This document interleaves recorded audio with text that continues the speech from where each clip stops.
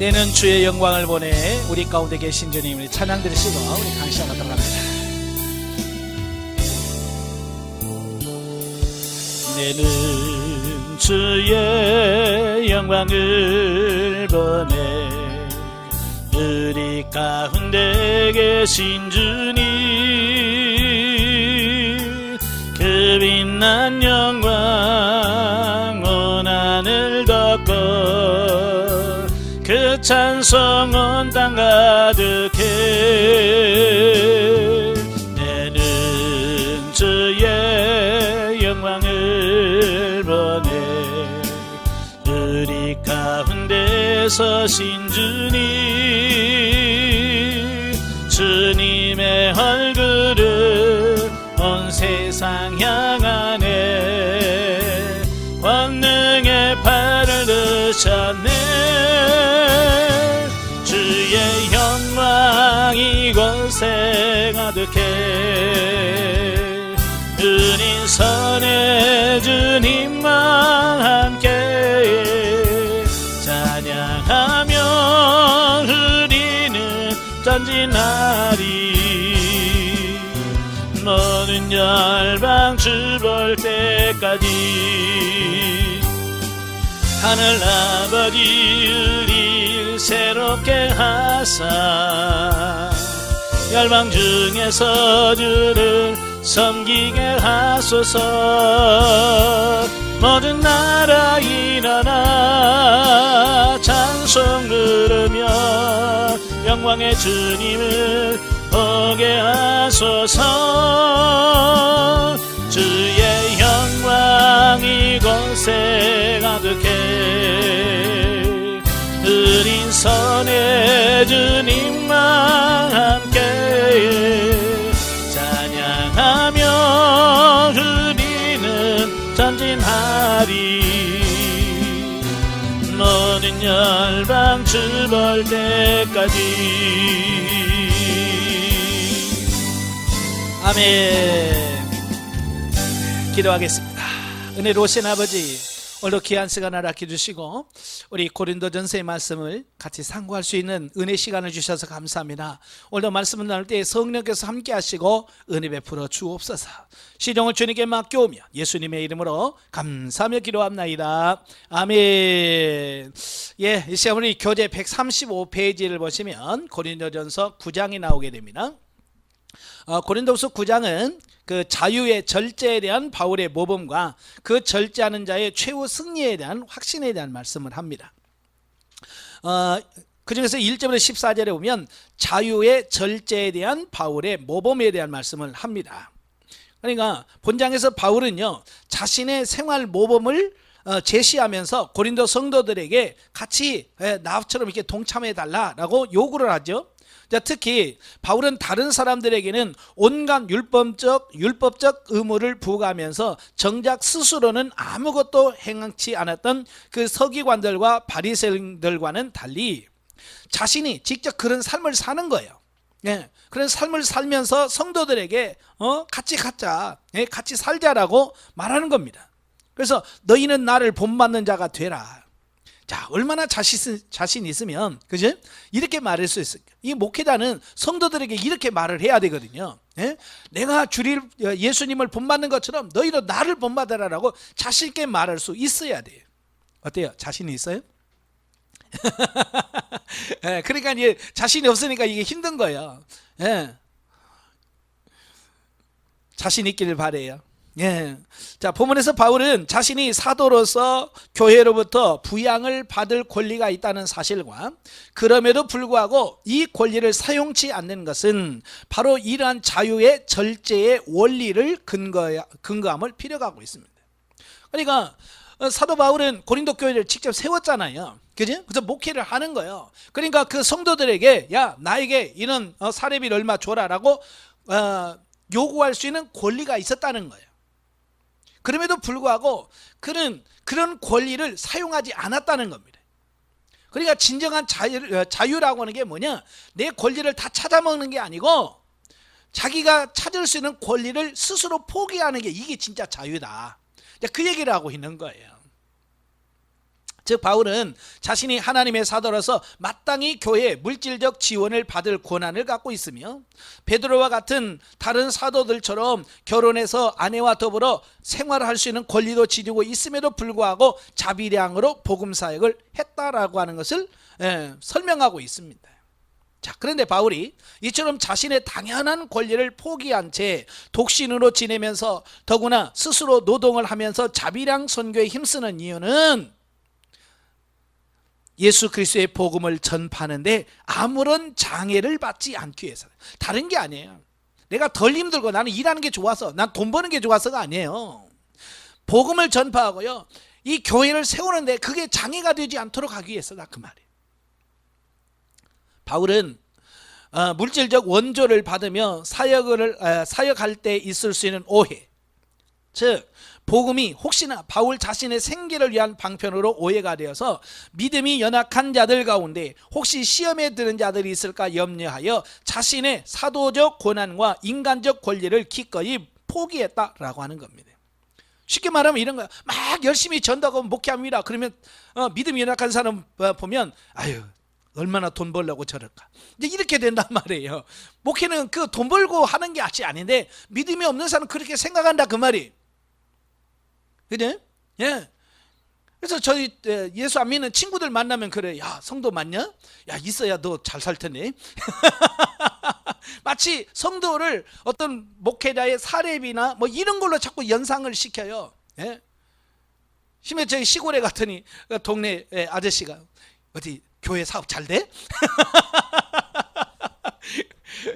사업이 잘 돼야 너도 이렇게 잘 살 텐데, 뭐 이러는 걸 얘기하는. 그러니까 그들은 모르니까 그럴 수 있겠죠. 근데 믿음이 연약한 사람들은 그 목회자들이 열심히 교회에서 사역을 하고 그러면 얼마나 자기 먹고 살려고 저렇게 바둥바둥 된다고 할 것 같다는.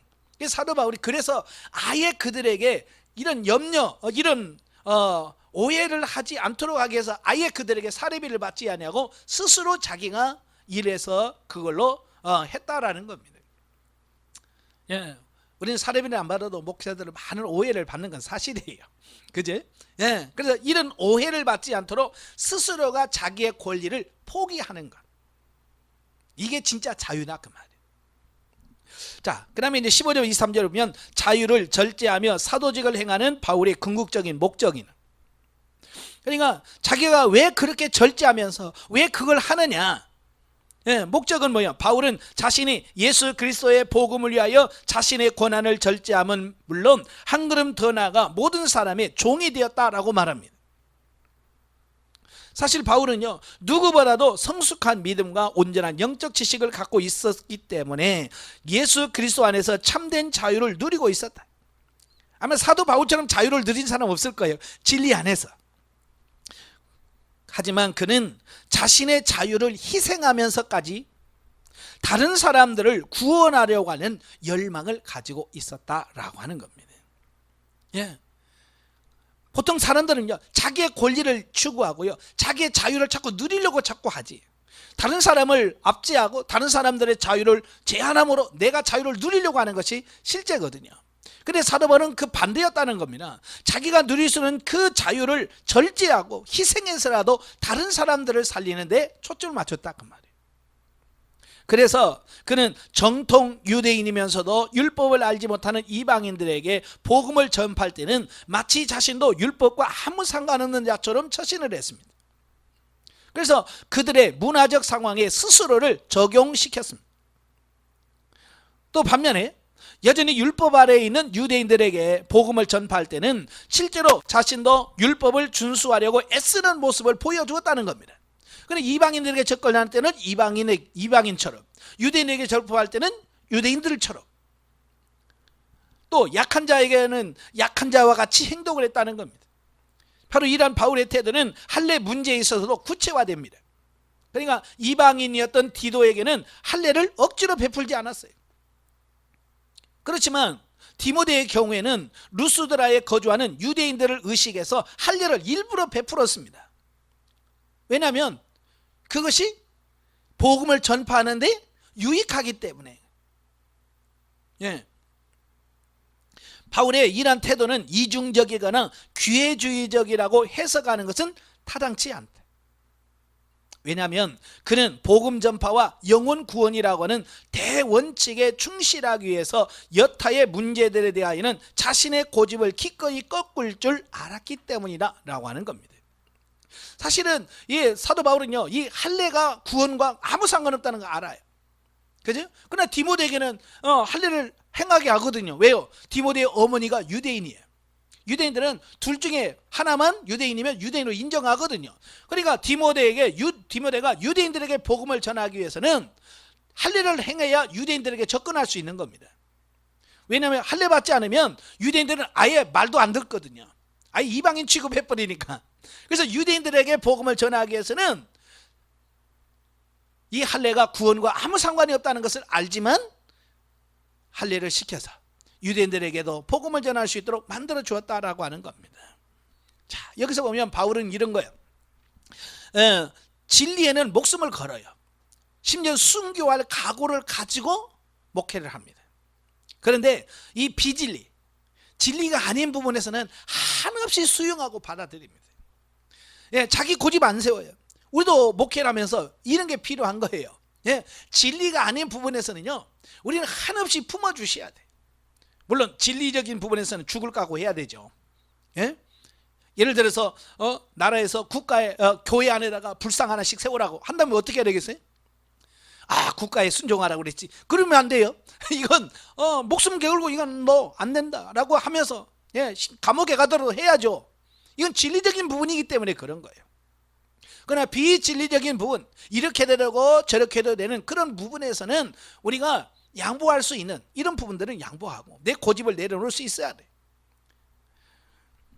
한편 본문에서 바울은 자신의 사도적 권한과 인간으로서의 개인적 권리를 포기한 채 오로지 복음 전파에 헌신 봉사할지라도 스스로 자랑할 것이 전혀 없다라고 선언합니다. 참으로 그가 복음을 전파하는 이유는 도무지 그렇게 하지 않고서는 견딜 수가 없었기 때문이다. 그 안에서 그리스도의 사랑이 자기를 감고 난다고 그랬어요. 막 전하지 않으면 이 속에서 막 불이 나는 겁니다. 전하고 싶은 열정. 그는 어떤 존경이나 칭찬을 원했던 것도 아닙니다.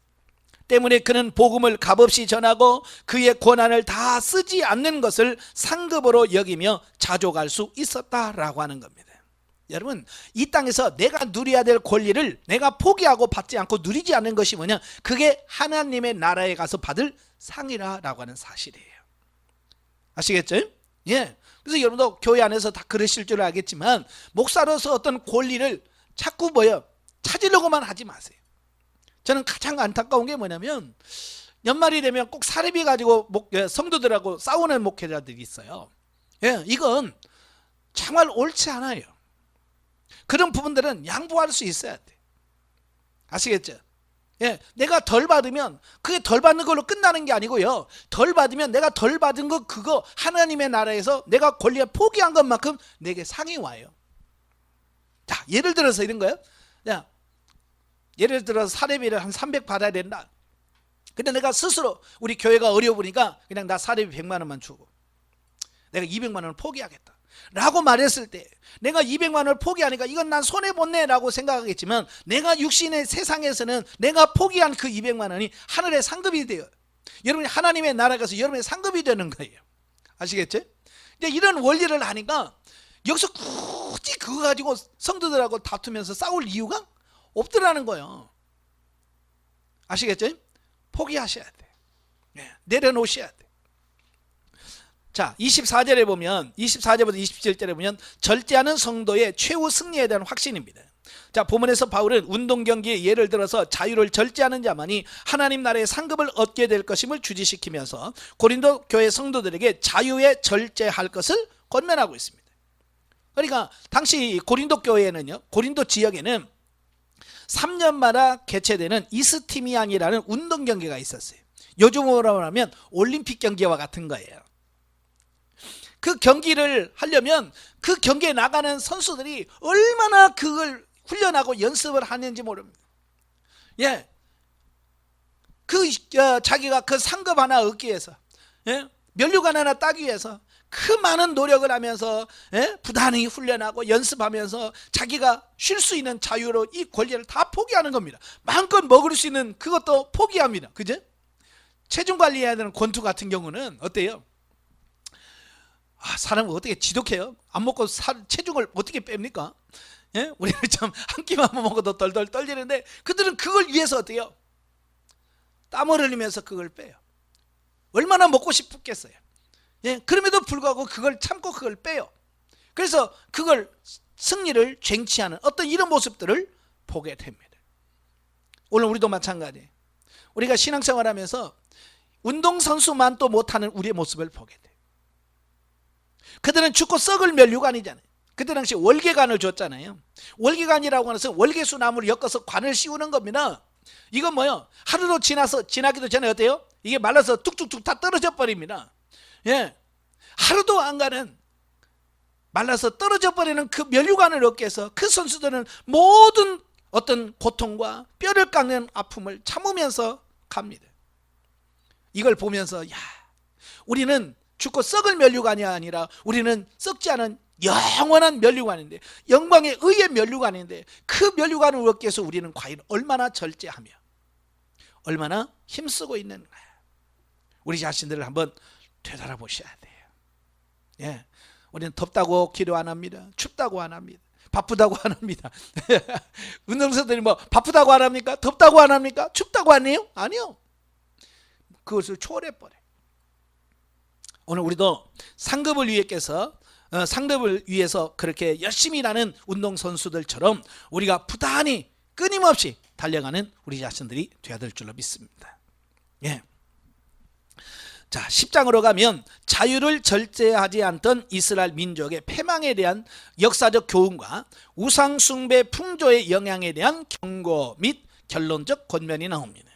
자, 1절에서 13절에 보면 이스라엘의 역사가 주는 자유 남용에 대한 교훈입니다. 그러니까 성경적 근거를 얘기를 하고 있죠. 네, 본문에는 바울은 자신의 특권을 남용하고 죄악의 유혹에 너무나 쉽게 넘어갔다 멸망당한 이스라엘 백성들의 예를 제시합니다. 그러면서 고린도 교회 성도들로 하여금 너희들도 자유와 특권을 남용하면 이렇게 망한다. 이 성경적 신뢰, 그들의 조상의 예를 들어서 설명해 주고 있는 겁니다. 사실 이스라엘 백성들만큼 엄청난 하나님의 능력을 체험한 사람들이 있을까요? 없을까요? 그 나라도 없어요. 예. 광야에서 그들은 하나님께서 인도하시는 구름기둥과 불기둥으로 인도를 받았습니다. 홍해가 갈라지고 그들을 건너는 기적을 경험했습니다. 하늘에서 매일같이 만나가 내려졌고요, 바위가 쪼개지면서 생수가 흘러나왔고요. 예. 이런 어마어마한 은혜를 경험했어요. 아마 우리는 생전 죽었다 깨어나도 한 번도 경험하지 못할 기적들은 그들은 그냥 눈으로 직접 보고 경험하고 체험했습니다. 그런데도 어때요? 그들은 우상숭배에 빠졌습니다. 금송아지를 만들었습니다. 집단적으로 간음죄를 범했습니다.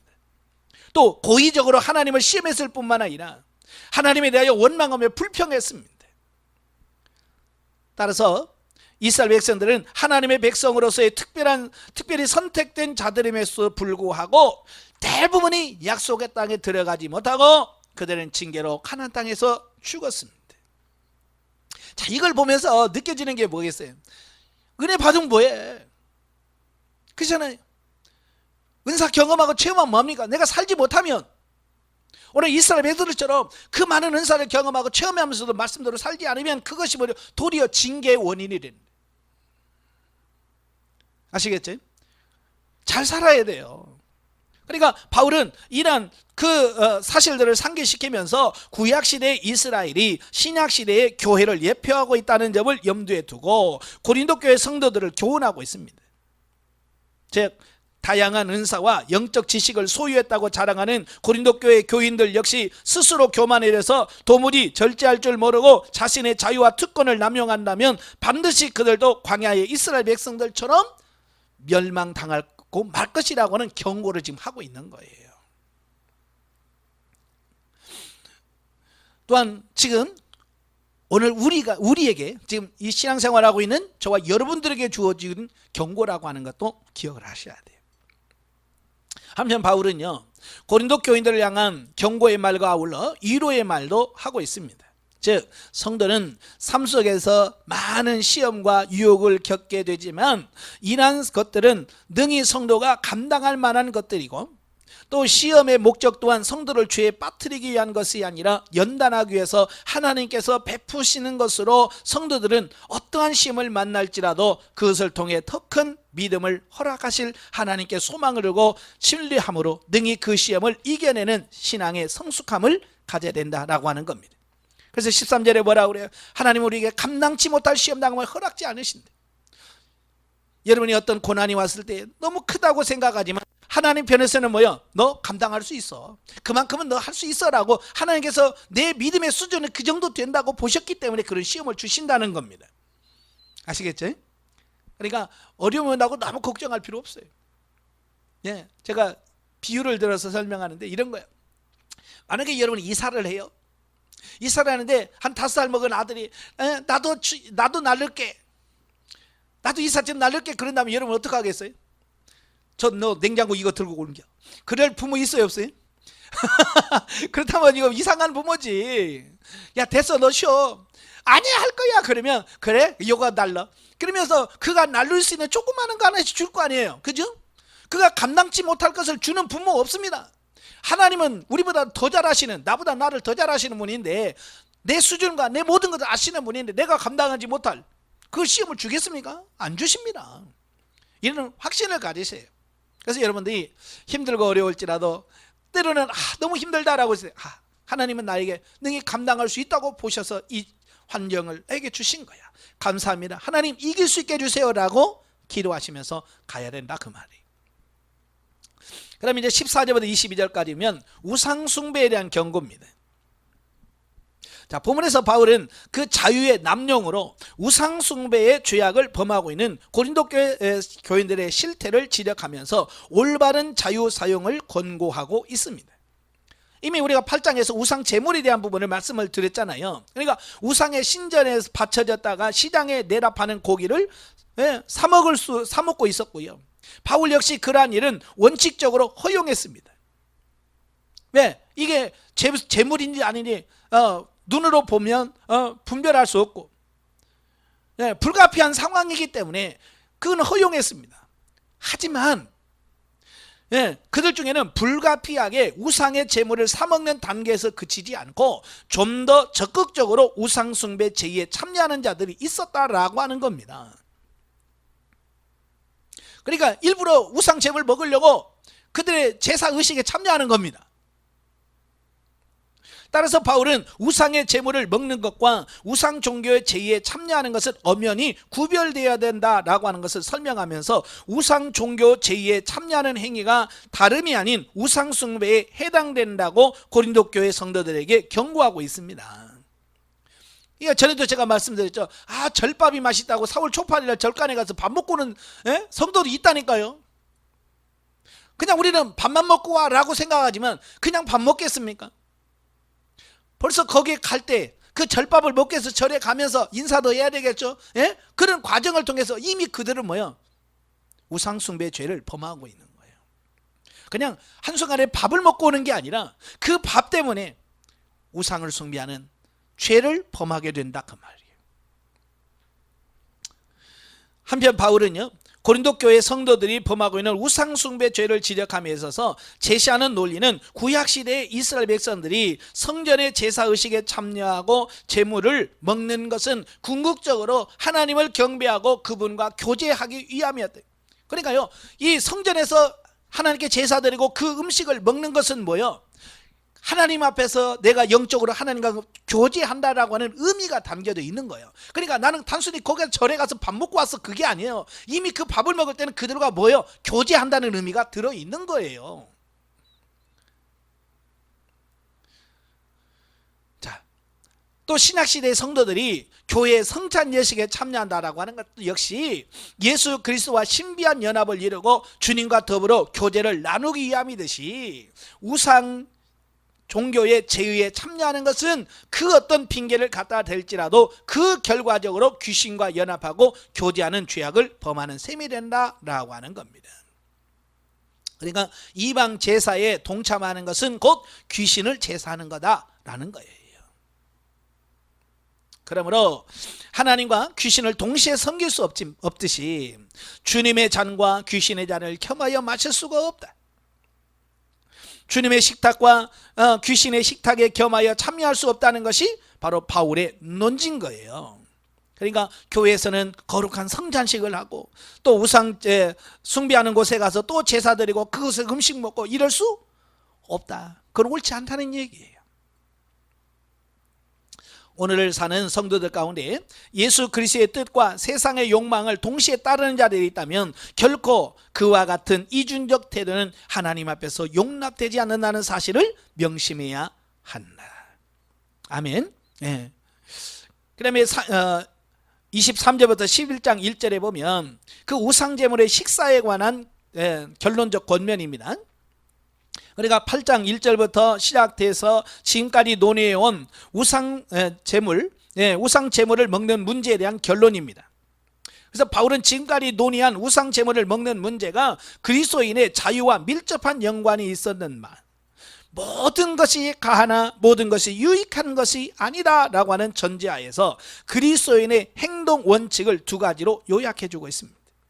그러니까 사도 바울도 그래. 야, 내가 못해서 못하는 게 아니야. 나도 다 할 수 있어 라는 겁니다. 그럼에도 불구하고 뭐예요? 이게 유익하지 않기 때문에 내가 할 수 있지만 내가 스스로 절제하는 거야 라고 하는 부분입니다. 자, 예를 들어서 이런 겁니다. 이제 친구들하고 만나면, 저도 이제 친구들하고 가끔 만나면 그들은 교회 안 다니거든요. 예. 그러면서 자기들끼리 술 먹으면서 뭐래? 야, 너 술 한잔해. 아, 나 좀 못 먹지? 이러는 거예요. 그 제가 그러죠. 야, 내가 못 먹는 게 아니라 나는 안 먹는 거야. 그게 못 먹는 거하고 안 먹는 거하고 차이가 있는 거예요.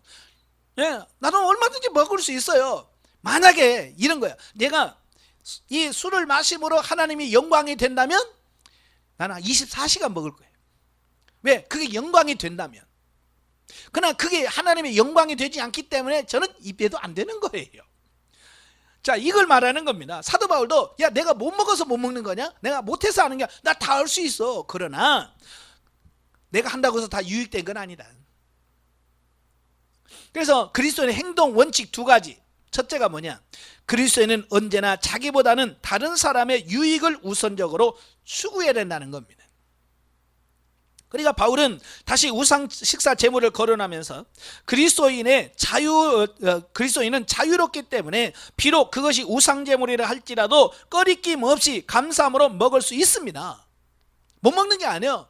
제사 음식 먹을 수 있습니다.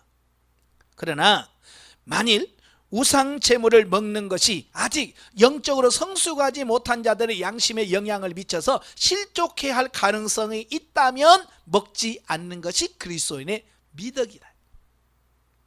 먹을 수 있어요. 내 믿음으로는 그거 먹을 수 있습니다. 그러나 먹음으로 인하여 믿음이 연약한 자들을 실족할 가능성이 있다면 안 먹어야 된다 그 말이에요. 예, 그의 자유를 올바르게 사용하는 것이다 이게. 사실 그리스도인의 자유는 성도 각자와 교회 전체에 유익을 끼치고 덕을 세우기 위하여 주신 것이다. 따라서 다른 사람을 실족해 하면서까지 자유를 행사하는 것은 진정한 자유의 사용이 아니되고 이건 뭐냐? 방종이다라고 하는 겁니다. 예. 그러니까 자유의 주권이 내게 있는 게 아니야. 내 자유인데 뭐 내 맘대로 해야지 이건 아니란 말이에요. 이건 방종이란 말이에요. 우리는 예수 믿는 사람은 뭐냐면 이게 과연 내가 하는 이 행동이나 내가 하는 이 모든 것들이 다른 사람들에게 유익이 되느냐, 우리 가족에게 유익이 되겠는가? 그럼 유익이 되면 해요. 근데 이게 유익이 안 된다 그러면 안 해야 되는 거예요. 자, 제가 강의 시간에 술 먹는다고 지옥 가는 건 아니라 술 먹어도 천국 간다 제가 그랬거든요. 그러니까 또 그걸 뭐라고 하냐면 바라크 고목사가 술 먹어도 지옥 안 가고 천국 간다고 그랬잖냐, 먹어도 된다 자꾸 이렇게 이야기를 하는데 제가 그런 의미로 말하는 게 아니잖아요. 그죠? 사실 술 먹고 안 먹고는 천국 가고 지옥 가는 문제는 아니에요. 그러나 내가 술을 한 잔 마심으로 우리 가족 중에 누구 한 사람이라도 그걸 싫어한다면 어떻게 해야 되겠어요? 네가 잠어 그러겠어요? 아니란 말이에요. 우리 가족 중에 누구 한 사람이라도 내가 술 먹는 것이 옳지 않고 좋지 않다고 느껴진다고 한다면 포기하죠. 이게 그게 진짜 자유라고 말이에요. 야, 내 자유니까 내가 먹든지 마시든지 너 신경 쓰지 마라. 이건 방종이에요.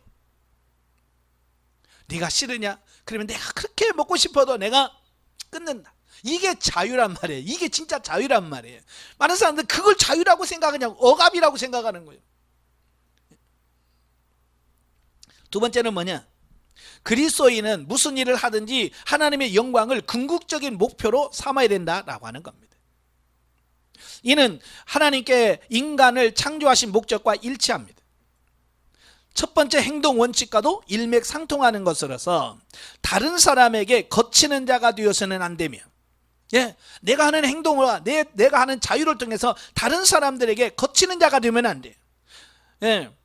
또 자신의 유익과 권리를 포기해서라도 다른 사람을 구원하여 하나님께 기쁘시게 해야 한다라고 하는 것입니다.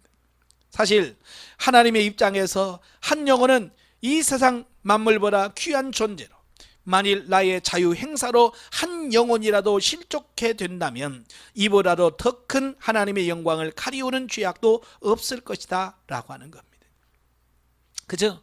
내 자유, 내가 누리는 자유 때문에 한 영혼이 실족한다면 하나님께서 기뻐하지 않을 것이다 라고 하는 사실입니다. 자, 그래서 오늘날 저와 여러분들이 어떤 행동을 하거나 뭐 할 때 그 행동의 기준이 뭐냐? 하나님의 영광이에요. 그래서 내가 이걸 하면 영광이 된다고 해야 돼. 그냥 내가 이걸 함으로 하나님 영광이 가리울 것 같다 그러면 스스로 포기해야 돼. 자, 옷을 입을 때도 마찬가지예요. 야, 이쁘잖아, 좋잖아, 그게 아니에요. 내가 이 옷을 입음으로 말미암아 하나님의 영광이 될까? 입으세요. 근데 내가 이 옷을 입음으로 말미암아 하나님의 영광이 가리운다? 우리는 포기해야 돼. 차를 살 때도 마찬가지예요. 내 돈 있는데 내 돈 주고 내 차 사는데 누가 뭐라고 그래? 그러면 안 돼요. 우리 목회자들은 내가 이 차를 사서 타고 다님으로 인해서 성도들이 하나님께 영광이 될까? 그럼 타요. 그러나 많은 사람들이 야, 이거 목사가 이런 좋은 차 타고 다녀도 돼? 라고 산다면 내가 충분히 그럴 권리가 있고 그런 여유가 있음에도 불구하고 어때요? 그걸 스스로 포기할 줄 아는, 이게 진짜 하나님의 영광이 되는 거예요. 그래서 뭐든 내가 이걸 해도 되느냐 안 되느냐는 결국 하나님의 영광이 되느냐 안 되느냐 이거 가지고 판단하고 기준이 된다 그 말입니다. 아시겠죠? 그래서 제가 그래요. 영광이 된다면 술 먹어. 하나님 영광 된다면 담배 펴. 반대로 영광이 안 된다면 끊어. 모든 건 마찬가지예요. 내가 좋아하는, 아무리 좋아하는 취미라고 해도 하나님의 영광이 안 된다 그러면 단호하게 끊어야죠. 근데 사람들은 이거 유일한 내 취미라고 이건 내 유일한 취미라고 하면서 그걸 계속 고집 피우는 사람들이 많거든요. 그건 자유가 아니에요. 자, 그러므로 우리는 본문을 통해서 첫째, 극도의 이기주의가 만연해 있는 요즘 그리스도를 믿는 우리 성도들은 나 중심적인 생각에서 벗어나서 다른 사람을 먼저 고려하는 이타적인 생활을 해야 된다. 두 번째, 자신의 자유함으로 인하여 믿음이 연약한 자가 실족한다면 그것은 그리스도인의 뜻에 합당하지 않으므로 성도는 항상 타인을 위하여 배려하고 절제하는 가운데 자유를 누리는 모습을 보여야 된다. 셋째, 성도는 모든 일을 함에 있어서 하나님께 영광을 돌려야 된다라고 바울은 권면하고 있습니다. 이 세 가지 잘 기억하시고요. 우리가 무슨 일을 하더니 이 세 가지에 걸리는 건 없나? 이걸 보시고 행동하셔야 돼요. 영적에 봅니다. 바울은 구약의 성도들이 가늠하다가 죽임을 당하고 하나님을 시험하고 원망하다가 멸망한 사건을 예시하면서 그 사건을 거울로 삼아야 한다라고 우리에게 말합니다. 오늘날 우리도 모든 일에 원망과 시비가 없이 주어진 환경과 상황과 처지에 감사하고 기쁨으로 순종해야 된다라고 하는 겁니다. 현대 사회는 개인의 자유를 굉장히 중요시하잖아요. 물론 개인의 자유 굉장히 중요합니다. 그러나 개인의 자유에는 항상 스스로 절제가 가미되지 않으면 그건 방종으로 갈 수밖에 없다라고 하는 것을 기억하시고, 자유를 활용하면서 항상 조심해야 된다. 아시겠죠? 예. 11장입니다. 이제 11장은 여성의 예배포 착용 명령과 성만찬의 경건한 실행에 관한 명령입니다. 이제부터 16절에 보면 그 여성의 예배포 착용 문제에 대한 부분을 다룹니다. 그러니까 본장부터 14장 40절까지는 이제 공적 예배를 중심으로 한 교회 안에서의 질서와 관련된 문제를 다루고 있는데요. 첫 번째가 뭐냐? 공적 예배 시 여자들의 수건을 쓰는 문제를 다루고 있습니다. 자, 지금은 뭐 어때요? 여성들 머리에 쓰고 있습니까? 근데 천주교 가면 지금 성당에 들어가면 다 뭐요? 하얀 손수건 같은 거 다 덮어 쓰고 있죠? 예, 그들은 뭐요? 문자적으로 지금 예배포를 써라 라고 해서 그들은 머리에다가 하얀 포를 씁니다. 과연 그게 성경적일까? 라고 하는 부분입니다. 자, 보세요. 자, 왜 성경에서 예배 시간에 수건을 쓰라고 말하고 있는가? 이것은요, 당시의 사회적, 문화적 배경과 연관성을 지니고 있습니다.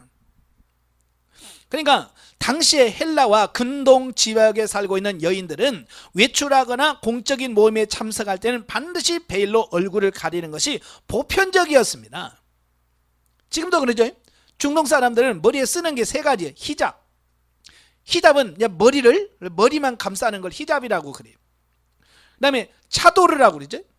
그래서 온몸을 감싸는 망토 같은 옷을 차도르라고 그래요. 그 다음에 부르카라고 그러죠. 부르카라고 하는 것은 이 눈에만 망사 같은 것만 끼고 전부 완전히 까만 망토 같은 거 확 뒤집어 쓰고 있는 걸 부르카라고 하잖아요. 예, 바로 그들에게는 그때 당시는 그게 당시의 옷이었어요. 우리 조선시대도 그러죠. 뭐 귀족 부인들은 밖에 나갈 때 어떻게 나갔어요? 하나 이렇게 쓰고 얼굴만 이렇게 내놓고 갔잖아요. 마찬가지요. 그때 당시 문화예요, 그게. 이러한 풍습은 오늘날 아랍 문화권에서도 볼 수 있는 현상과 매우 유사합니다. 그죠? 탈레반들이 여성들을 압제할 때 이런 걸 쓰라고 하잖아요. 차도를 쓰고 다녀라. 혼자 다니지 말고 항상 남자하고 같이 가라. 이게 지금 그들이 정해놓은 룰이잖아요. 지금 2000년이 지나고 나서 지금도 그걸 문자적으로 적용하는 민족이 있는 거예요. 그런데 고린도 교회 성도들 중에 일부 여성들이 그 수건을 얼굴을 가리지 않고 교회의 공적 집회에 참석함으로 이제 교회 안에 또 교회 밖에서 상당한 문제가 됐어요. 이게. 예. 물론 머리에 수건을 벗어버린 여성들은 이미 앞에서도 언급하여 그리스도인의 자유를 내세우면서 더 이상 전통적 풍습에 속박당하지 않겠다라고 하는 의도를 지니고 있었지만 당시 사회에서 머리에 수건을 쓰지 않는 여인이란 창기들이 대부분이었기 때문에 불신자들의 보기에 마치 교회는 성적으로 방종한 여인들의 집합소로 오해받을 우려가 있었다라고 하는 겁니다. 그러니까 그 고린도 교회 성도들 중에서 자유야, 이거는 이런 건 안 써도 돼. 그래서 예배 시간에 그냥 당당히 벗고 수건을 쓰지 않고 예배를 드렸단 말이에요. 자유니까 뭐 가능하죠. 그런데 문제는 뭐냐면 아까도 그랬죠. 다른 사람이 봤을 때 그게 덕이 되느냐, 영광이 되느냐, 이 문제란 말이에요. 왜냐면요, 그때 당시에는요,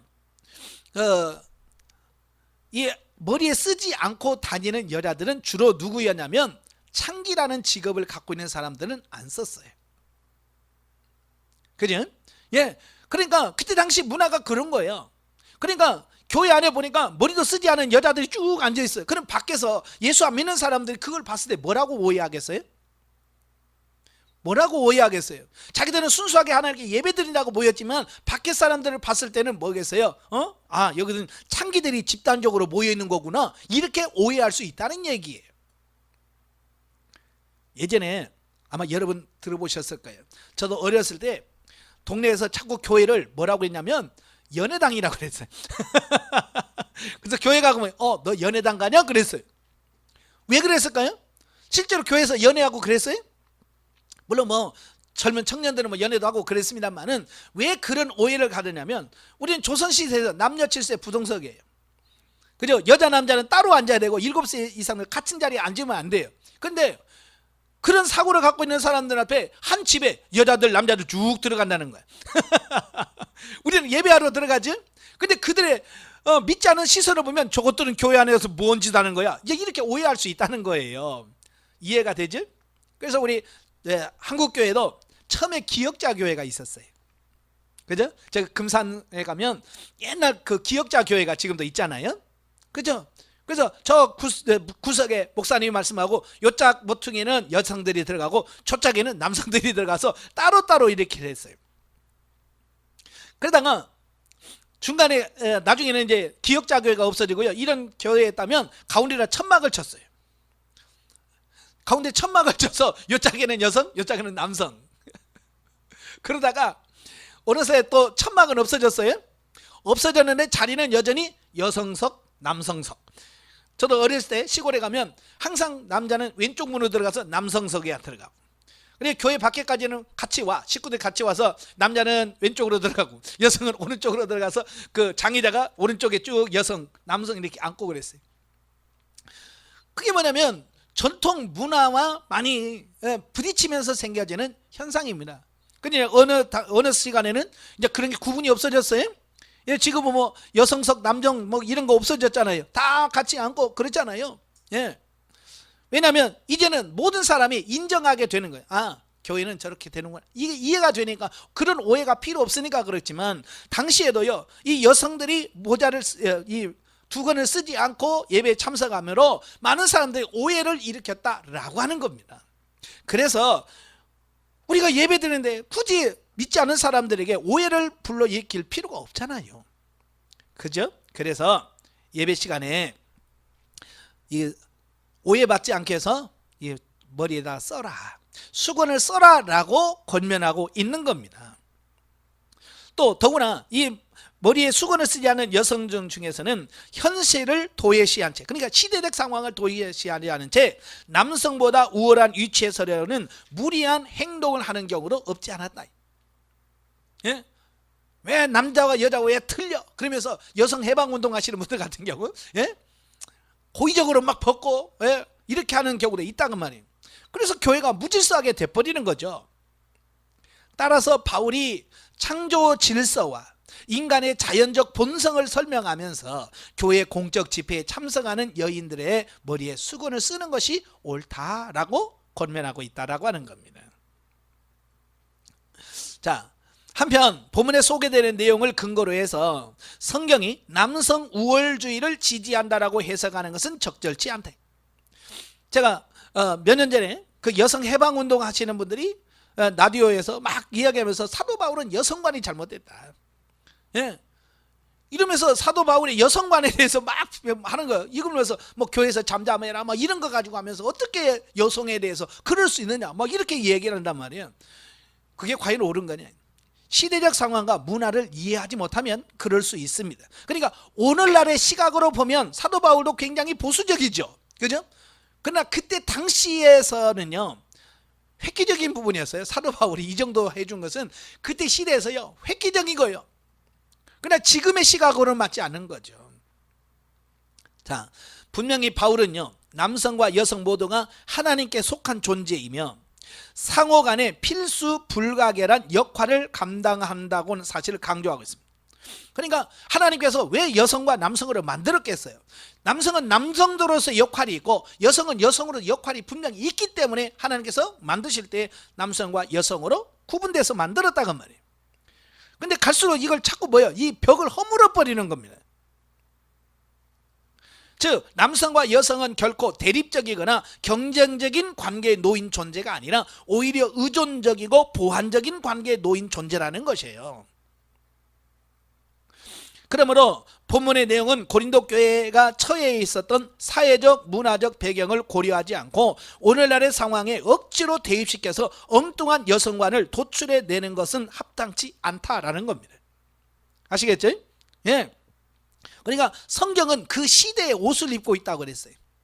그 당시 시대의 옷을 입고 있기 때문에 우리는 그것을 오늘 시대로 이해하면 안 되고 그 당시로 들어가서 그래서 자꾸 배경을 이해하게 되고, 예? 배경을 연구하는 이유가 바로 그런 거예요. 아, 이런 배경, 이런 상황이었구나, 이런 상황에서 이렇게 됐구나라고 하는 어떤 그런 부분을 이해를 해야지, 그걸 하지 못하면 큰 논란을 가져올 수밖에 없다는 거예요. 자, 그래서 본문은 첫째, 성도가 성경적인 가치관이나 삶의 방식을 포기한 채 세속적인 풍조에 동화되는 것도 잘못이지만, 그렇다고 해서 완전히 세상을 등지고 살려는 태도 역시 잘못이라는 겁니다. 세상이 뭐라고 하든지 말든지 우리는 내 방식대로 살아, 이것도 아니에요. 예.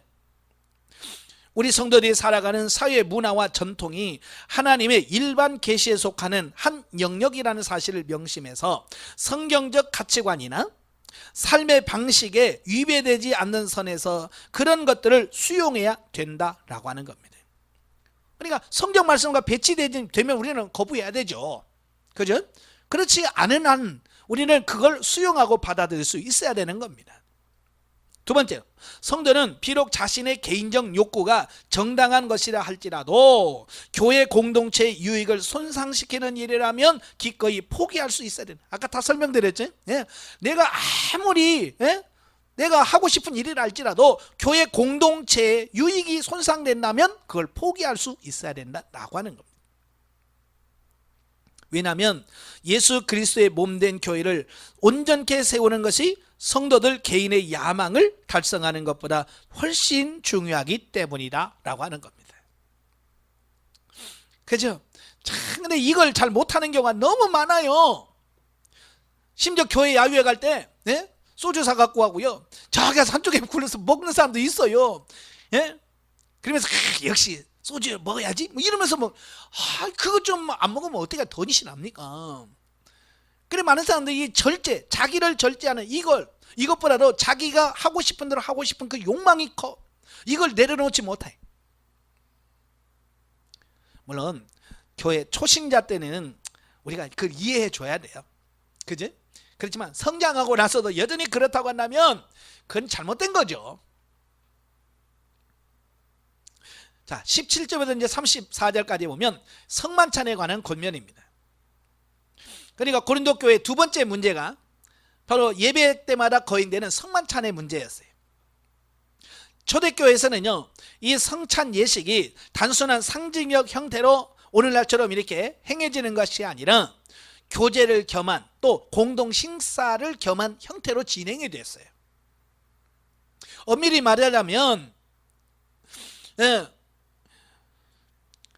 그리스도의 죽음을 기념하는 성찬식과 성도들의 공동 식사였던 애찬이 구분되지만, 초대교회는 함께하는 것이 보편이었어요. 지금은 나누죠. 그래서 따로 성찬식만 따로 하고 끝나고 나서 이제 공동 식사합니다. 그러나 이 초대교회는 이게 같이 행해졌단 말이에요.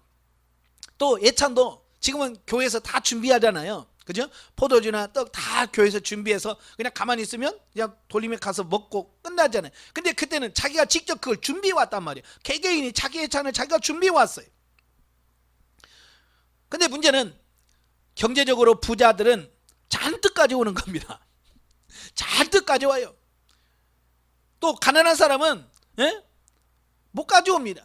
그러면 나눠 먹으면서 서로 교제하면서 해야 되잖아요. 근데 부자들은 먼저 와가지고 자기들 그만 후식껏 먹고요, 포도주를 잔뜩 마시고 막 술 취해가지고 예배드리고 이런 상황이 벌어지게 된 겁니다. 그러니까 가난한 사람들과 굶주린 사람들은 상처를 받습니다. 그래서 사도 바울이 이건 아니다, 서로 성도들이 하나가 되고 형제가 나타내야 되는데 이 형제가 깨지지 않냐, 이건 올바른 성찬식이 아니다, 그러면서 본래 성찬의 의미가 뭐냐라고 하는 부분을 설명해 주는 겁니다. 그래서 바울은 고린도 교회 이란 처사에 대하여 엄밀히 책망하면서 성찬 예식의 유래와 근본 의미를 설명합니다. 그래서 성찬은 경건히 그리고 교회 모든 형제들과 함께 바르게 시행됨을 교훈해주고 있습니다. 사실 성찬은 인간들끼리 먹고 마시며 즐기는 행사가 아닙니다. 그죠? 예. 예수 그리스도께서 자신의 살과 피를 희생제물로 바치신 사건을 기념하는 엄숙하고 거룩한 예식입니다. 그래서 성찬에 임하는 자들은 주님의 십자가 공로를 힘입어 자신이 구원을 얻었다는 사실에 감사하면서 이제 자신도 주님을 위하여 몸과 마음을 바쳐 충성하고 봉사하겠다라고 하는 각오를 새롭게 지녀야만 되는 겁니다. 만약에 그렇지 않고 성찬에 참여하게 되면 결국 예수 그리스도의 살과 피를 범하는 죄에 빠질 수밖에 없고, 따라서 하나님의 심판을 면할 길이 없다라고 하는 것을 보게 됩니다. 그러니까 단순히 뭐 빵 먹고 포도주 마시고 그걸로 끝나면 아무 의미가 없다는 거예요. 제가 전도사로 있을 때 어느 집사가 그래요. 잔이 너무 작다는 거야 이게. 그래서 뭐라고 그래? 이거 공식적으로 교회에서 술 먹는 날인데 잔이 너무 작다. 그렇게 얘기를. 성만찬의 의미가 그냥 포도주를 마시는 날로 생각 아니란 말이에요. 예수 그리스도의 죽으심과 부활을 기념하면서 지키는 거예요. 그러니까 많이 먹는다고 되는 것도 아니에요. 그냥 그것만 기념하면 되는 거예요. 그래서 작은 걸 주는데 공식적으로 술 먹는 날인데 너무 작다. 이렇게 말한단 말이에요. 왜? 성만찬의 의미를 정확하게 모르기 때문에 그런 오해를 할 수가 있는 거죠. 자, 우리는 본문을 통해서 첫째, 성찬식은요 예수 그리스도의 고난과 죽음을 기념하는 의식으로, 그리스도의 피로 구속함을 입은 성도들은 교회에서 행하는 성찬식을 의례적인 교회 행사로 치부하며 아무런 의식 없이 참여할 것이 아니라 회개하는 심령으로 임하여 새롭게 신앙을 결단하는 시간으로 여겨야 할 것이다. 두 번째로, 그리스도 안에서 한 지체된 우리 성도는 교회 안에서 자신의 부와 명예를 자랑하는 것으로 가난한 성도들에게 상처를 주어서는 안 된다. 그러니까 부자라고 교회 가서 막 좋은 옷 입고 가고 막 그러면 안 돼요. 그래서 교회 갈 때는 좀 수수하고 검소한 옷을 깨끗하게 입는 것이 중요합니다. 아시겠죠? 왜냐하면 나보다 가진 것이 많을수록 언행에 있어서 겸손함을 나타내 보이고, 나보다 다른 성도의 처지를 먼저 이해하는 자세를 가짐으로써 성도 간의 참된 사랑의 교제를 나누어야 한다. 그렇잖아요. 여러분도 그냥 좀 잘난 척하는 사람 앞에서 어때요? 기분 좋아요, 나빠요? 목사님은 자꾸 잘난 척하면 기분 나쁘잖아요. 그죠? 목사도 그런데 성도들은 오직 하겠습니까? 그죠? 같은 성도들끼리 자기가 잘난 척하고 뭐 자랑하고 그러면 그 관계가 안 좋아요.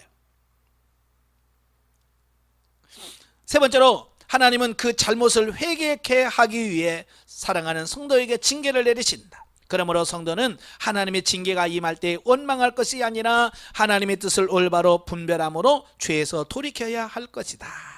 아멘. 영적 예보입니다. 성도가 거룩한 삶을 살면서 축복을 누리면 가장 가까이에 있는 자로부터 인정을 받게 된다. 그래서 우리가 변화가 되면 누가 제일 먼저 아냐면 가장 가까운 누구야? 식구, 가족들이 먼저 알게 되는 겁니다. 그래서 제가 그러죠. 영성은 뭐냐? 진정한 영성은 가족들에게 인정을 받는 거다. 교회에서 아무리 제일 좋은 목사님이네 뭐 은혜로운 목사님 아무리 얘기해도 가정에서 사모님이 아니에요 그러면 끝난 거예요. 그죠? 목사의 자녀들이 우리 아버지는 목사 아니에요. 이러면 끝난 거예요. 가족 식구들로부터 가장 가까운 사람들도 인정받아야 돼. 아시겠죠? 그러니까 지금도 사회적으로 문제가 되는 게 뭐냐면, 목사 아들, 장로들 아들 교회 안 나가요. 왜 그럴까요?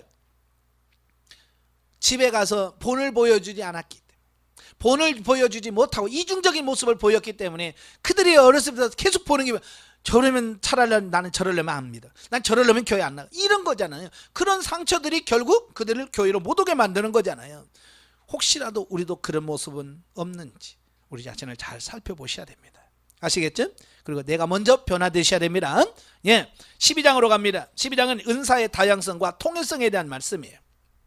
1절에 11절 은사의 다양성과 통일성 문제인데요. 자, 고린도 교회에는 여러 문제가 있었지만 특별히 예배 포스는 문제, 그 다음에 성만찬 문제, 그 다음에 세 번째 문제가 뭐냐면 바로 은사 문제였어요. 그래서 이제 은사에 대한 문제를 여기서 공적으로 다루고 있는데요. 자, 교회의 공적 예배는 물론 교회 생활 전반에 있어서 각종 은사의 질서 있는 활용을 권면하고 있는데, 바울이 이처럼 넓은 지면을 할애하면서 은사 문제를 언급하고 있는 것은 당시 고린도 교인들이 자신이 받은 은사만을 최고의 것으로 여기면서 자랑함으로써 교회의 분열과 혼란을 야기시키고 있었기 때문이다.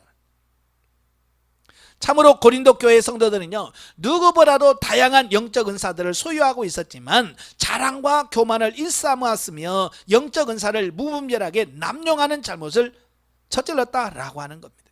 참, 이걸 보면 은사 받는 것도 중요하지만 받은 은사를 어떻게 활용하느냐, 어떻게 사용하느냐라고 하는 부분이 굉장히 중요하다는 사실이에요. 그래서 잘못 사용하면 하나님께서 은혜로 주신 선물이지만 그것이 은혜되지 않는 경우도 있다라고 하는 겁니다. 그러니까 목회자들이 이 고린도서 12장과 14장을 많이 읽으시고요, 어떻게 실질적으로 성도들에게 은사에 대한 바른 교육을 시켜야 되는가, 이걸 정확하게 아셔야 돼요. 그래서 바울은 본문을 통해서 영적 은사의 기원을 밝힌다. 아울러 영적 은사의 다양성을 소개하고 있죠. 은사에 대한 바른 이해를 통해서 교회가 하나 되도록 촉구하고 있는 것이다. 사실 아무리 큰 은사를 소유할지라도 그것이 성령으로부터 말미암는 것이라는 사실을 깨닫지 못하고 자신뿐만 아니라 다른 사람들이 지닌 은사도 성령께서 깨로부터 비롯된 것임을 인정치 않는다면 독선에 빠져 영적 특권 의식을 갖게 되고 다른 사람들의 은사를 하찮은 것으로 멸시하거나 비난하게 되는데, 결국 이러한 태도는 모든 은사의 근원이신 성령님을 모독하는 처사에 해당된다라는 겁니다. 사도 바울이 주장한 게 뭐예요? 모든 은사는 성령님이 주시는 거다. 그래, 대부분이 그래요. 나는 성령에서 받은 거고 너는 아니야, 이런 거예요. 이게 문제를 야기시키는 겁니다. 여러분, 나도 성령을 통해서 은사를 받았으면 그분도 성령을 통해서 은사를 받은 거예요. 그러니까 서로 존경해주고 인정해줘야 되는데, 은사자들 보면 대부분 그렇게 생각하잖아요. 자기가 받은 은사만 최고야, 내가 최고고 너는 아니야, 나는 잘 받았는데 너는 잘못 받았, 자꾸 이렇게 이야기하는 거예요. 그래서 뭐요? 내가 받은 방언은 진짜 방언이고 네가 아는 방언은 마귀 방언이야, 막 이렇게 얘기를 하니까 그 성도와 서로들이 뭐 이게 하나 되지 못하고 그것 때문에 갈등하고 싸우는 겁니다. 그러지 말라는 거예요. 내가 방언의 은사가 성령의 선물이라면 그분에게도 성령께서 선물로 주신 방언인 거예요. 그게 서로 인정해 줘야 돼요. 모든 은사는 다 귀합니다.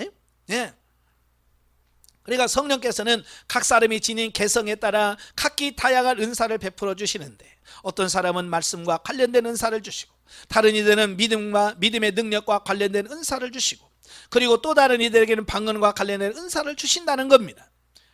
이건 주권적으로 성령께서 주시는 겁니다. 하지만 이처럼 다양한 은사들은 제각기 다른 목적을 가지고 있는 것이 아니라 오직 하나의 공통된 목적을 가지고 있어요. 그 목적이 뭐냐? 모든 은사의 근원이신 성령님께서 원하시는 뜻을 성취하기 위한 것이라고 할 수 있다.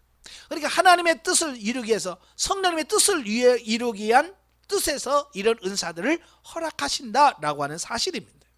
자, 물론 여기서 성령님이 원하시는 뜻이란 뭐냐? 교회의 유익. 교회는 예수님의 피값을 주고 세우신 기관이 교회입니다. 그러니까 교회의 유익을 위해서 은사를 써야 돼. 또 덕을 세워야 돼. 이걸 놓치면 은사는 더 이상 은사가 아닙니다. 은사를 받은 은사를 가지고 교회에 유익을 끼치지 못하고 교회에 분란을 일으키고 교회 성도들을 갈라치게 하고 그러면 그건 더 이상 은사가 아닙니다. 그런 의미에서 모든 성령의 은사는 통일성을 가지고 있다라고 하는 겁니다. 그 통일성이 뭡니까? 하나님의 뜻을, 성령님이 원하시는 뜻을 성취하는 바로 그런 부분, 교회의 유익과 덕을 세우는 것, 이런 통일성을 가지고 있습니다. 자, 그러면서 12절부터 27절까지 보면 몸과 지체의 비유를 들어 설명합니다. 그러니까 보면은 은사의 다양성과 또 은사의 통일성을 몸과 지체를 비유함으로써 설명합니다. 그러니까 교회의 유기체적 통일성과 공동체적 의식을 강조하고 있는 거죠. 즉 몸의 각 지체가 그 생김새와 역할이 다르다 할지라도 결국에는 그 모든 것이 불가분리성을 지닌 제 상호 보완적이고 의존적인 관계를 이루고 있는 것과 같이, 그렇죠? 우리 몸에는 똑같은 기관이 없어요. 손과 발이 다르고, 눈의 역할이 있고, 코는 코로서 역할이 있고, 입은 입으로서 역할이 다 달라. 각기 다른 이런 기관들이 다 붙어서 한 몸을 이루고 있는 겁니다. 아시겠죠? 예. 교회도 마찬가지란 말이에요. 교회도 예수 그리스도의 몸으로서 성도라고 하는 다양하고 많은 지체로 구성되어 있고, 각 지체가 서로 다른 직분을 갖고 있음에도 불구하고 궁극적으로는 하나의 목적에 연결되었습니다. 완전한 통일성을 지닌다는 것이 본문에서의 주는 내용이라는 거예요. 만일 자신이 남다른 은사를 소유하고 있다고 해서 다른 성도들을 무시한다면 이것은 마치 몸의 한 부분이 다른 부분을 보고 쓸데없다고 말하는 것과 같다는 겁니다. 예. 그러니까 이런 거예요. 눈이 코 보러, 야 너는 보지도 못하는 게 왜 붙어 있어? 분명히 눈의 역할은 보는 거죠. 코의 역할은 숨을 쉬고 냄새를 맡고 하는 그 역할이 있는 거예요. 그러니까 자기 역할만 감당하면 되는 건데, 예, 너는 이걸 못하지 하면서 그를 무시하거나 그러면 안 된다는 말이에요. 몸의 한 부분이 다른 부분을 보고 쓸데없다고 무시한다면 이는 곧 자신을 무시하는 것과 같다라고 하는 겁니다. 그러니까 이 원리를 정확하게 아셔야 돼요. 예. 그래서 사람의 손이 아무리 부지런하고 뛰어난 재주를 지니고 있다 할지라도 다른 지체의 도움 없이는 무용지물에 지나지 않는다. 그렇잖아요? 내 손의 기술이 너무너무 좋아. 근데 눈이 깍 감고 안 보여. 그러면 손이 아무리 재주가 있어도 눈 못 보는데 뭐 이게 뭐가 되겠어요? 예? 그래 코가 에이 나도 숨 안 쉬어. 코 꽉 막아놓고 숨을 안 쉬면 얘 손이 뭐 아무리 하려고 해도 뭐 숨 못 쉬는데 어떻게 합니까? 못하죠. 그렇잖아요?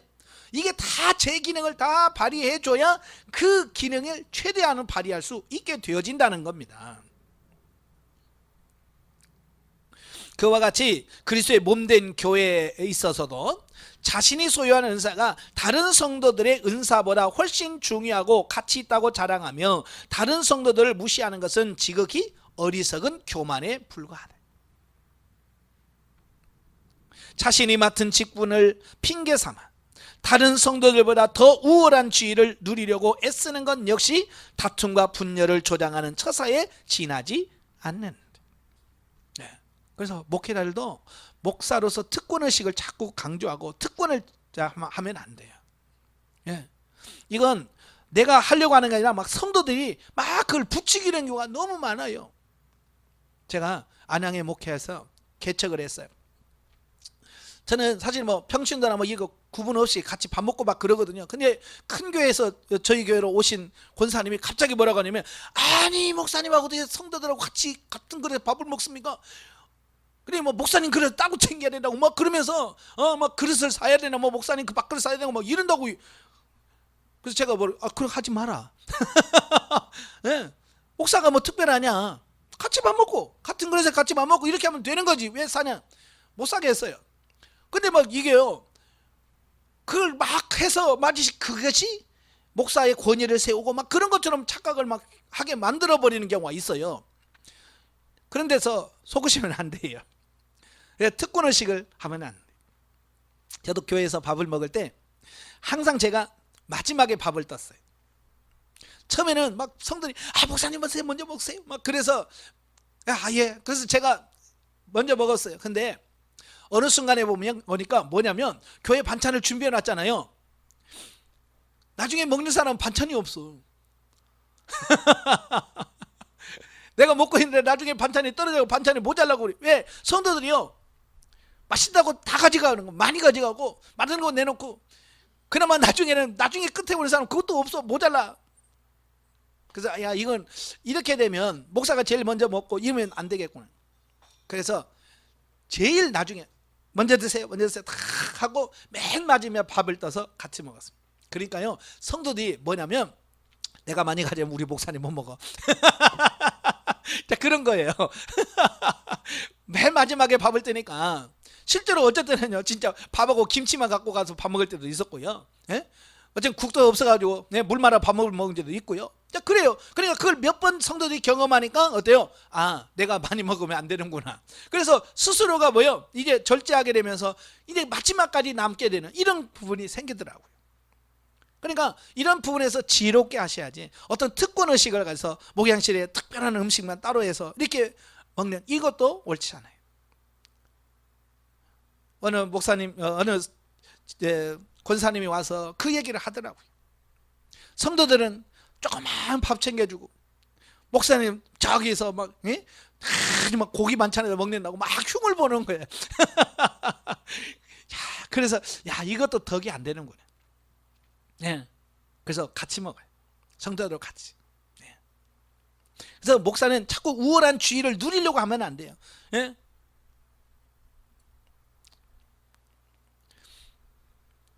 진정 예수 그리스도의 몸으로서 완전한 통일성을 유지한 채 각 지체로서 성도들이 지닌 은사와 직분의 다양성을 충분히 인정하는 것이 하나님의 교회를 굳게 세우는 비결이다. 예, 서로 인정해 줘야 돼. 성령의 은사는 어느 것 하나 쓸모없는 것이 없으면 다 목적이 있어요. 그죠? 필요 없어서 받는 거 없어요. 여러분 신체 중에 뭐 필요한 게 있어요 없어요? 예, 뭐 이런 건 없어도 돼. 있어요 없어요? 없어요. 참 머리카락 별로 쓸모없는 것 같은데요. 머리 빠지니까 머리가 뜨거워요. 햇빛에 나가면 모양도 빠지지만 예? 다 용도가 있어서 하나님 머리에 다 심어 놓은 거예요. 예? 예, 목적이 다 있다니까요. 그래서 교회 안에 다양한 은사를 주시면 쓸모없는 게 없어요. 다 쓸모가 있어요. 모두가 교회를 굳게 하고 모든 사람을 덕을 세우게 하여 주신 것임을 명심하지 않으면 안 된다. 자, 28절에서 31절에 보면 한 그리스도 안에서의 다양한 직분과 은사. 자, 앞단락에서 몸과 지체의 비유를 통해서 교회의 유기체적 통일성과 공동체적 의식을 강조하면서 다양한 은사가 교회 안에서는 교회의 유익이라고 하는 한 목적으로 사용되어야 함을 암시한 바울은 이제 본 단락에서는 보다 구체적으로 당시 초대교회에서 주어진 대표적인 은사와 직분들을 열거하면서 그 모든 것에 절대로 우열이 존재하지 않는다라고 하는 것을 강조합니다. 자꾸 성도들이요 무슨 은사가 제일 좋아요? 이런 거거든요. 예수님 당시에도 그 율법사들이 와가지고 하는 율법 중에 뭐가 제일 크냐, 그죠? 율법 중에 뭐가 제일 크냐 뭐 이걸 따졌잖아요. 마찬가지로 꼭 은사자들도 모여서 야, 이 은사 중에 뭐가 제일 좋으냐, 이런 걸 자꾸 우열을 자꾸 따지려고 한단 말이에요. 근데 사도 바울은 이 은사에게 우열이 없다. 뭐가 좋고 뭐가 나쁜 것은 없다. 심지어 어떤 사람은 방언은 뭐 지푸라기 뭐 꼬바리 은사다 뭐 이렇게 말하는데 절대로 그런 거 없습니다. 성경에서 그런 말 어디 있어요? 그래서 서로 우열을 가리지 마시고요. 예? 더욱 큰 은사를 사모하라라고 촉구합니다. 물론 본문에서 그것이 구체적으로 무엇인지 소개되어지고 있지 않지만 결국 바울은 이 말을 사랑을 가리킨다는 사실은 다음 장에서 설명합니다. 사도 바울이 더 큰 은사를 사랑해라, 사모해라 그러는데 더 큰 은사는 뭐냐? 13장에 나온 사랑을 의미하는 거예요. 참으로 성도들이 자신이 소유한 영적 은사가 무엇인지, 그리고 교회 내에서 자신의 직분이 어떠하든지 오직 사랑에 근거하여 은사를 활용하고 직분을 감당해야 한다면 하나님 보시기에 가장 아름답고 이웃에게 최고의 유익을 끼치는 결과를 맞이할 수 있다는 겁니다. 그래서 은사에서 사랑이 빠져버리면 더 이상 은사가 아니에요. 마치 엔진에 윤활유가 없다면 어떻게 될까요? 그 엔진은 붙어버려요. 못 써요.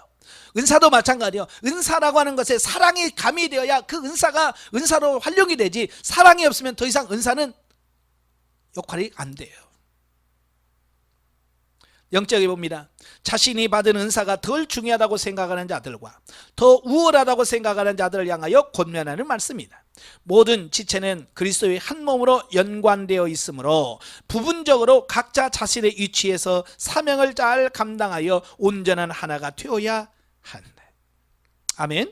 예. 그래서 교회는 목회자 한 사람만 온전히 영적으로 세워진다고 신령한 교회가 될 수 없다. 그렇죠? 우리 몸에 눈만 밝다고 몸이 건강한 건 아니잖아요. 그죠? 눈은 밝아도 다른 병이 걸릴 수 있습니다. 그냥 하나만 해갖고는 안 돼요. 전체가 다 건강해져야 돼요.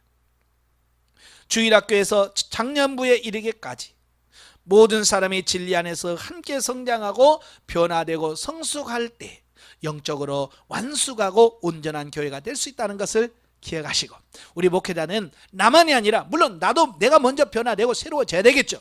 그래서 나뿐만 아니라 모든 성도들 각자 한 사람 한 사람이 영적으로 바르게 세워져야 우리 교회가 건강한 교회, 온전한 교회가 될 수 있다는 걸 꼭 기억하시고, 이런 온전한 교회를 세우시는 우리가 되어야 될 줄로 믿습니다. 기도하겠습니다. 은혜로우신 아버지, 이 땅에는 교회는 참으로 많은 어려움과 문제가 있을 수밖에 없습니다.